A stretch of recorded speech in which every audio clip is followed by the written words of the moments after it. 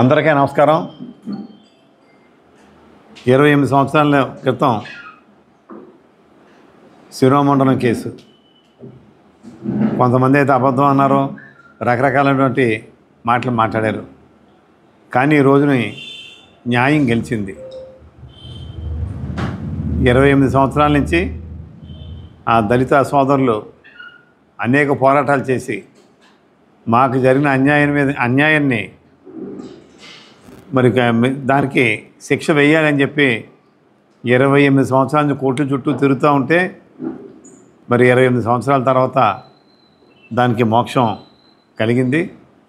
చట్టం మరి ఎప్పుడు కూడా చట్టం నుంచి ఎవరు తప్పించుకోలేరని చెప్పి ఇవాళ మరి విశాఖపట్నంలో న్యాయమూర్తి గారు ఒక తీర్పుని చక్కగా ఇవ్వడం జరిగింది. ఏం చేతనంటే ఎంతటి వారైనప్పటికీ కూడా ఆ శిక్షని తప్పించుకోలేరు.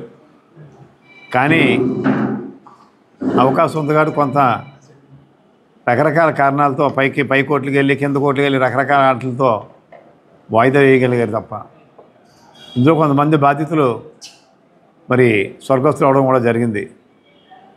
ఏదేమైనప్పటికీ అంతిమ విజయం న్యాయాందే. మరి 28 సంవత్సరాల నుంచి పట్టు వదలకుండా పోరాడినటువంటి ఎస్సీ సోదరులందరినీ కూడా మనసారి అభినందిస్తూ మరి దీన్ని బట్టి మరి మన ఈ యొక్క జడ్జిమెంట్ పూర్తిగా మనకు రావాలి. వచ్చిన తర్వాత మళ్ళీ మిగిలిన విషయాలు కూడా మాట్లాడతానని చెప్పి తెలియజేసుకుంటూ ఎవ్వరూ కూడా తప్పు చేసి చట్టం నుంచి ఎల్లకాలం తప్పించుకోలేరని చెప్పి దీన్ని బట్టి రుజువు అవుతా ఉంది.